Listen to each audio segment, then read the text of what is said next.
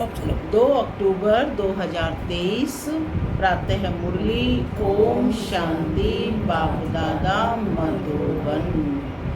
मुरली का सार है, बाबा कहते मीठे बच्चे, नई दुनिया के लिए बाप तुम्हें सब नई बातें सुनाते, नई मत देते, इसलिए उनकी गत मत न्यारी गाई जाती है।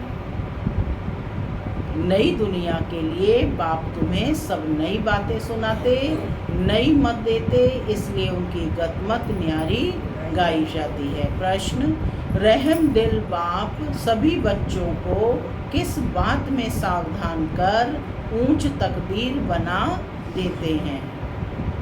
बाबा कहते, बच्चे ऊंच तकदीर बनानी है तो सर्विस करो। अगर खाया और सोया, सर्विस नहीं की तो ऊंची तकदीर नहीं बना सकेंगे। सर्विस के बगैर खाना हराम है, इसलिए बाबा सावधान करते, सारा मदार पढ़ाई पर है। तुम ब्राह्मणों को पढ़ना और पढ़ाना है, सच्ची गीता सुनानी है। बाप को रहम पड़ता है, इसलिए हर बात की रोशनी देते रहते हैं। रोशनी माना समझानी देते रहते हैं। गीत चला जिस दिन से मिले हम तुम। ओम शांति। रूहानी बाप समझाते हैं, जब बच्चों को बेहद का बाप मिलता है तो हर एक बात नई सुनाते हैं। नई दुनिया में जाना है तो बाबा सारी नई बातें सुनाते हैं, क्योंकि यह बाप नई दुनिया स्थापन करने वाला है। मनुष्य तो ऐसी नई बातें सुना ना सके। बाप जिसको हेवनली गॉड फादर कहा जाता है, वह बेहद का बाप स्वर्ग की स्थापना करने वाला है। नरक की स्थापना करने वाला है। कौन है नरक की स्थापना करने वाला? रावण। 5 विकार स्त्री में और 5 विकार पुरुष में, वह हो गई रावण संप्रदाय। तो यह नई बात सुनाई ना। स्वर्ग बनाने वाला है परम पिता परमात्मा, जिसको राम कहते हैं। नरक बनाने वाला है रावण, जिसका चित्र बनाकर वर्ष वर्ष जलाते हैं। एक बार जल गया तो फिर उनका एफिजी देखने में थोड़े ही आएगा, लेकिन हम तो हर वर्ष क्या करते हैं? पुतला बनाकर जलाते हैं। वह आत्मा जाकर दूसरा शरीर लेती है, फीचर्स आदि बदल जाते हैं। यह तो रावण के वही फीचर्स वर्ष वर्ष बनाते और जलाते हैं। वास्तव में जैसे निराकार शिव बाबा का कोई फीचर नहीं है, वैसे रावण का भी कोई फीचर नहीं। यह रावण तो विकार हैं। बाप यह समझाते हैं, मनुष्य भक्ति मार्ग में क्या चाहते हैं? भगवान आते ही हैं भक्ति का फल देने व रक्षा करने, क्योंकि भक्ति में दुख बहुत है, सुख है अल्पकाल क्षण भंगुर। भारतवासियों का बिल्कुल दुखी जीवन है। कोई का बच्चा मरा, कोई का देवाला निकला, जीवन तो दुखी रहता है ना। बाप कहते हैं, मैं आता हूँ सभी का जीवन सुखी बनाने। क्या करने आते हैं बाबा? सभी का जीवन सुखी बनाने। बाप आकर के नई बात बताते हैं, कहते हैं, मैं आया हूँ स्वर्ग की स्थापना करने। वहाँ तुम विकार में नहीं जाएंगे, वह है निर्विकारी राज्य। यह है विकारी राज्य। सत्य को क्या कहा? निर्विकारी राज्य। अगर तुमको स्वर्ग का राज्य चाहिए तो वह बाप ही स्थापन करते हैं। नरक का राज्य रावण स्थापन करते हैं। तो बाप पूछते हैं कि तुम स्वर्ग में चलेंगे? कौन कौन चलेगा स्वर्ग में? पक्का चलेंगे? चलेंगे तो फिर तैयारी भी करनी है ना, पढ़ाई पढ़नी है। बैकुंठ की महारानी महाराजा विश्व के मालिक बनेंगे। यह कोई वेद शास्त्र आदि की बातें नहीं है।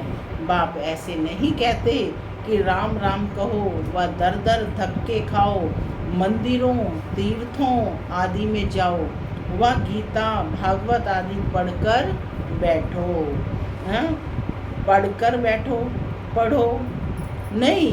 सतयुग में तो शास्त्र होते नहीं। सतयुग में शास्त्र होंगे? नहीं होंगे ना।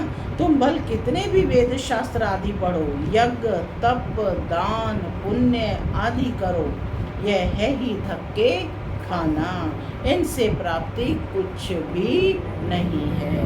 बाबा कहते भक्ति मार्ग में कोई एम ऑब्जेक्ट नहीं है, कोई लक्ष्य नहीं है। मैं तुमको स्वर्ग का मालिक बनाने आया हूँ। क्या कहा बाबा ने रोहतास बहन? इस समय सब नर्क वासी हैं। अगर कोई को कहो तुम नर्क वासी हो तो बिगड़ेंगे, किसी को कहेंगे तो।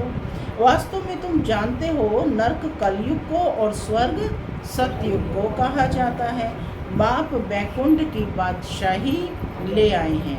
कहते हैं स्वर्ग का मालिक बनना है तो पवित्र जरूर बनना पड़ेगा।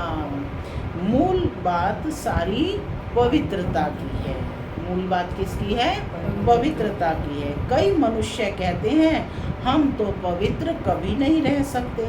अरे तुमको पावन बनाते हैं स्वर्ग में चलने के लिए, कंडीशन है स्वर्ग के लिए पवित्रता। पहले वापस शांति धाम में जाकर फिर स्वर्ग में जाना है, फिर स्वर्ग में आना है। पहले कहाँ जाएंगे? शांति धाम और फिर स्वर्ग में। ये नहीं है कि डायरेक्ट स्वर्ग में चले जाएंगे, पहले शांति धाम फिर स्वर्ग में आना है। सभी धर्म वालों को कहते हैं देह को छोड़कर अशरीरी बनकर जाना है। क्या कहते हैं बाबा? सभी धर्म वालों को कहते हैं देह को छोड़ अशरीरी बनकर जाना है, इसलिए देह के अभिमान को तोड़ो। मैं क्रिश्चियन हूँ, बौद्धि हूँ, ये सब है देह के धर्म। आत्मा तो स्वीट होम में रहती है। तो अब बाप कहते हैं वापिस मुक्ति धाम चलेंगे, वहाँ तुम शांति में रहेंगे। बताओ तुम वापिस कैसे चल सकते हो? मुझ बाप को और अपने स्वीट होम को याद करो। स्वीट होम शीला बहन, स्वीट होम परम धाम। देह के सब धर्म छोड़ो। यह मामा है, काका है, चाचा है, इन सब देह के संबंधों को छोड़ो। अपने को देही समझो, मुझे याद करो। बस यह है मेहनत और मैं कुछ नहीं सुनाता हूँ। शास्त्र आदि जो पढ़े हो वह सब छोड़ो। मैं नई दुनिया के लिए तुमको नई मत देता हूँ। कहा जाता है ईश्वर की गत मत न्यारी। गति कहा जाता है मुक्ति को। गति किसे कहा जाता है? मुक्ति को। बाप नई बात सुनाते हैं ना। मनुष्य भी जब सुनते हैं तो कहते हैं यहाँ तो नई बात है, शास्त्रों की कोई बात नहीं। यूँ तो है गीता की बात, परंतु मनुष्यों ने गीता को भी खंडन कर दिया है। मैंने तो गीता पुस्तक कुछ भी नहीं उठाई। बाप तो कुछ भी नहीं उठा करके पढ़कर सुनाते हैं। वह तो बाद में बनती हैं, मैं तो तुमको ज्ञान सुनाता हूँ। ऐसे कभी कोई नहीं कहेंगे कि तुम मेरे सिक्के लदे बच्चे हो। कौन हो? यह निराकार परमात्मा ही कहते हैं। निराकार आत्माओं से बात करते हैं। सब कौन बैठी हैं? निराकार आत्माएं देह में बैठी हैं, लेकिन क्या समझकर कि मैं निराकार आत्मा, माने समझ के साथ बैठे हैं। आत्मा सुनती है, यह शरीर है, ऑर्गन्स। यह बात कभी कोई समझते नहीं है। वह मनुष्य को सुनाते हैं। यह परमात्मा बैठ आत्माओं को सुनाते हैं। हम आत्माएं सुनती हैं इन कानों द्वारा। तुम जानते हो परम पिता परमात्मा बैठ समझाते हैं। मनुष्य तो ये वंडर खाते हैं, भगवान कैसे समझाएगा? वह तो समझते हैं श्री कृष्ण भगवान वाच, अरे श्री कृष्ण तो देहधारी है, मैं तो देहधारी नहीं, मैं विदेही हूँ और विदेही आत्माओं को सुनाता हूँ। मुनेश बहन क्या कह रहे हैं बाबा? मैं विदेही हूँ, विदेही आत्माओं को सुनाता हूँ। तो ये नई बातें सुनने से मनुष्य चकित हो जाते हैं। जो कल्प पहले बच्चे सुन कर गए हैं उन्हों को बहुत अच्छा लगता है, पढ़ते हैं। मम्मा बाबा कहते इसमें अंधश्रद्धा की तो कोई बात ना हो ना सके। लौकिक रीति में भी बच्चे माँ बाप कहते हैं। अभी तुम उन लौकिक माँ बाप की याद छोड़ पारलौकिक माता पिता को याद करो। यह पारलौकिक माँ बाप तुम्हें अमृत की लेन देन सिखलाने वाले हैं। कहते हैं, हे बच्चे, अब विष की लेन देन छोड़ो। मैं तुमको जो शिक्षा देता हूँ वह एक दो को दो तो तुम स्वर्ग के मालिक बन जाएंगे। सेवा का पॉइंट है कि जो शिक्षा बाप तुमको देता है वह एक दो को दो तो तुम स्वर्ग के मालिक बन जाएंगे। थोड़ा सुनेंगे तो भी स्वर्ग में आ जाएंगे, परंतु औरों को आप समान नहीं बना सकते। तो बाबा कहते दास दासी जाकर बनेंगे। दास दासियों में भी नंबरवार होते हैं। बच्चों को संभालने वाले दास दासी जरूर अच्छे मर्तबे वाले होंगे।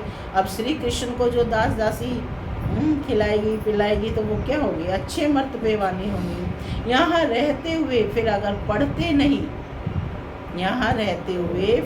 पढ़ते नहीं तो दास दासी बन पढ़ते हैं। प्रजा में भी नंबरवार होते हैं। जो अच्छी रीति पढ़ते हैं वह इतना ऊंच पद पाते हैं। प्रजा में साहूकारों के भी दास दासियां होंगे। हर एक को अपनी शक्ल देखनी है कि हम क्या बनने लायक हैं। बाबा से अगर कोई पूछे तो बाबा झट बता देंगे। बाप तो सब कुछ जानते हैं और सिद्ध कर बतलाते हैं कि इस कारण यह तुम बनेंगे। भल सरेंडर किया है उसका भी हिसाब किताब है।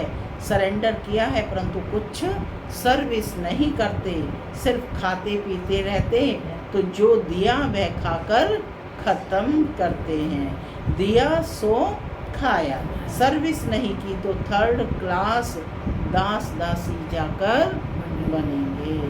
हाँ, सर्विस करते हैं और खाते हैं तो ठीक है। धंधा कुछ भी नहीं करते तो खा कर खत्म कर देते हैं, फिर और ही बोझा चढ़ जाता है।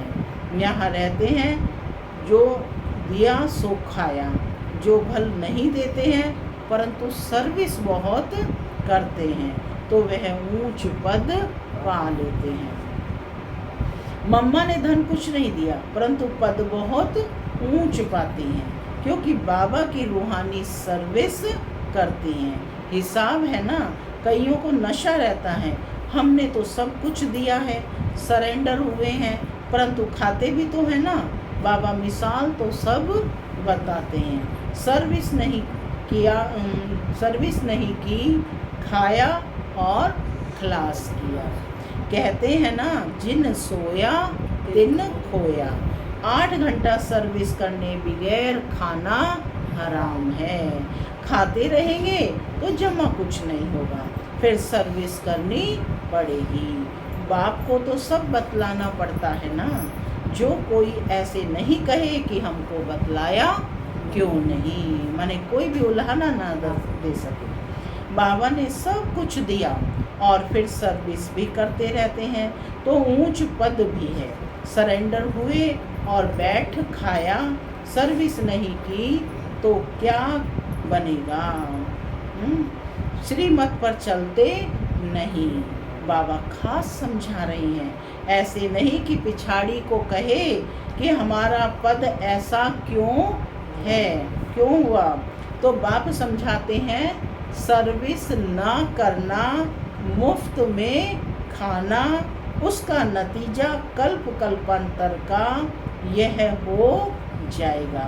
इसलिए बाबा सावधान करते हैं। समझना चाहिए कल्प कल्पांतर के लिए हमारा पद भ्रष्ट हो जाएगा। बाबा को रहम पड़ता है, इसलिए हर बात की रोशनी देते हैं। सर्विस नहीं करेंगे तो ऊंच पद पा नहीं सकेंगे। समझ आ रहा है भगवानी बहन? सर्विस नहीं करेंगे तो ऊंच पद पा नहीं सकेंगे। तो क्या करना है? औरों को भी संदेश देना है। जो गृहस्थ व्यवहार में रहते हैं, बहुत इम्पोर्टेंट बात कह रहे हैं कि जो गृहस्थ व्यवहार में रहते सर्विस करते हैं उनका पद बहुत ऊंच है। तो सारे यहाँ पर तो गृहस्थ व्यवहार में रहने वाले अपने लिए ताली तो बजा लीजिए। तो बाबा कह रहे हैं कि जो गृहस्थ व्यवहार में रहते सर्विस करते उनका पद बहुत ऊंच है। सारा मदार पढ़ाई और पढ़ाने पर है। तुम ब्राह्मण हो, तुमको सच्ची गीता सुनानी है। वह तो कच्छ में कुरम उठाते हैं, तुम्हारे कच्छ में कुछ नहीं है। तुम हो सच्चे ब्राह्मण, तुमको सच सुनाना है, सच्ची प्राप्ति करानी है। और सब ने घाटा ही दिलाया है, इसलिए लिखा जाता है वह सब झूठ है। बाबा सच सुनाकर सचखंड का मालिक बनाते हैं। यह तो समझने की बातें हैं। विश्व का मालिक बनना कम बात है क्या? सेंसिबल बच्चे जो होंगे वह तो प्लान बनाते रहेंगे। हम सोने की ईंटों का ऐसे ऐसे मकान बनाएंगे, यह करेंगे। साहूकार का बच्चा जैसे बड़ा होता जाएगा तो उनके ख्यालात चलेंगे। हम ऐसे करेंगे, यह बनाएंगे। तुम भी भविष्य में प्रिंस बनते हो तो शौक होगा ना। हम ऐसे ऐसे महल बनाएंगे जो और कोई का नहीं होगा। यह ख्यालात उनके चलेंगे जो अच्छी रीति पढ़कर पढ़ाते हैं। बादशाही तो होगी ना, तो बुद्धि में यह ख्यालात चलनी चाहिए कि हम कितने नंबर से पास होंगे। बड़ा भारी स्कूल है, इसमें लाखों करोड़ों पढ़ेंगे, ढेर आएंगे। ये सब बातें बाप ही बैठ समझाते हैं। भगवान एक है, उनको ही क्या कहते हैं? माता पिता कहते हैं। वह आकर एडॉप्ट करते हैं। कितनी गुह्य बातें हैं जो बाबा बातें बता रहे हैं। बाबा कहते हैं कि वही आकर के कैसे एडॉप्ट करते हैं, ये बड़ी गुह्य बातें हैं। नया स्कूल है, नया पढ़ाने वाला है, कितना अच्छी रीति समझाते हैं। झोली उनकी भरेगी जो लायक होंगे। बाप को याद करेंगे, माँ बाप को कभी कोई भूलता नहीं है। फिर संगम युगी बच्चे बाप को भूल कैसे सकते हैं? अच्छा, दुनिया धम चक्र में है और तुम बच्चे चुप हो। ये लास्ट पैराग्राफ बहुत ध्यान से सुनेंगे कि दुनिया धम चक्र में है और तुम बच्चे चुप हो। चुप में है शांति और शांति में है सुख। तुम जानते हो मुक्ति के बाद फिर है जीवन मुक्ति। तुम बच्चों को सिर्फ 2 अक्षर याद हैं, अलफ अल्लाह और बे बादशाही। सिर्फ एक अलफ को याद करने से क्या मिल जाएगी? मुनिवन क्या मिल जाएगी? बादशाही मिल गई। बाकी क्या बचा? बाकी रही छाछ। अल्फ मिला गोया मक्खन मिला, बाकी सब है छाछ। मक्खन तो खुद के पास रख लेते हैं और छाछ दूसरों को दे देते हैं। ऐसे है ना, हम चुप रहते हैं, जानते हैं चुप रहकर हम श्रीमत पर चलते हैं। परंतु वंडर यह है कि बच्चे अलफ को भी पूरा याद नहीं करते, भूल जाते हैं। भूल जाते हो बाबा को? अल्फ माना बाबा। माया तूफान लाती है। बाप भी कहते हैं मन मना भव मध्याजी भव। गीता में अक्षर हैं, तो तुमको गीता वालों से अर्थ पूछना चाहिए कि मन मना भव मध्याजी भव का अर्थ क्या है। तो मन मना भव, मन को मेरे में लगाओ। मध्याजी भव, मध्य में जो है, मध्य में स्थित कौन है? विष्णु। है ना। तो नर ऐसी करनी करे कि नारायण बन जाए और नारी ऐसी करनी करे कि लक्ष्मी बन जाए। तो मध्याजी भव का अर्थ क्या है? बाप कहते हैं मुझे याद करो तो तुमको बादशाही मिलेगी। सब देह के धर्म छोड़ देही बन जाओ और बाप को याद करो तो बादशाही मिलेगी। ग्रंथ में भी कहते हैं जपो अलफ को तो बादशाही मिलेगी। सचखंड की राजाई मिलती है। हम दुनिया से बिल्कुल न्यारे हैं और कोई भी ऐसे नहीं कहेंगे। बाप तुम्हें नई बातें सुनाते हैं, बाकी सब पुरानी बातें ही सुनाते हैं। बात बड़ी सहज है। अलफ के बनो तो बादशाही मिलेगी, फिर भी पुरुषार्थ तो करना पड़े। आप सामान बनाने की कितनी सर्विस करेंगे, अलर्ट होकर के बैठो, सीधे होकर सर्विस करेंगे उतना फल मिलेगा। मनुष्य ना अलफ को जानते हैं ना बे को जानते हैं। बे माना बादशाही का मक्खन। श्री कृष्ण के मुख में मक्खन दिखाते हैं ना, जरूर स्वर्ग की स्थापना करने वाले ने ही बादशाही दी होगी। अच्छा, मीठे मीठे सिक्के लगे बच्चों प्रति बाप दादा का याद प्यार और गुड मॉर्निंग। रूहानी बाप की रूहानी बच्चों को नमस्ते। हम रूहानी बच्चों की रूहानी माता पिता बाप दादा को याद प्यार गुड मॉर्निंग और नमस्ते नमस्ते सदा नमस्ते बरिश्ते चलो परम धाम के। धारणा के लिए मुख्य सार पहला, वापस स्वीट होम यानी घर जाना है, इसलिए देह के धर्मों और संबंधों को भूल स्वयं को देही समझना है। इसी अभ्यास में रहना है, माने देही मैं आत्मा हूँ, इसी अभ्यास में रहना है। दूसरा, बाप की जो शिक्षाएं मिली हैं वह दूसरों को देनी है। आप सामान बनाना है, 8 घंटे सर्विस जरूर करनी है। वरदान, शुद्ध फीलिंग द्वारा फ्लू की बीमारी को खत्म कर वरदानों से पलने वाले सफलता मूर्त भव। फिर से सुनेंगे वरदान, शुद्ध फीलिंग द्वारा फ्लू की बीमारी को खत्म कर वरदानों से पलने वाले सफलता मूर्त भव।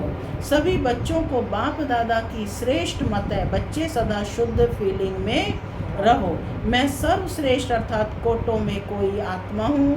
मैं देव आत्मा, महान आत्मा, विशेष पार्टधारी आत्मा हूँ। इस फीलिंग में रहो तो व्यर्थ फीलिंग का फ्लू नहीं आ सकता है। कितने सारे सोमान आए हैं, मैं देव आत्मा, महान आत्मा, विशेष पार्टधारी आत्मा। जहाँ यह शुद्ध फीलिंग है वहाँ अशुद्ध फीलिंग नहीं हो सकती। इससे फ्लू की बीमारी से अर्थात मेहनत से बच जाएंगे और सदा स्वयं को ऐसा अनुभव करेंगे कि हम वरदानों से पल रहे हैं, सेवा में सफलता पा रहे हैं। स्लोगन लिखे, संगम युगी मर्यादा पुरुषोत्तम बनना है, यही ब्राह्मण जीवन का श्रेष्ठ लक्ष्य है। ओम शांति, ओम शांति।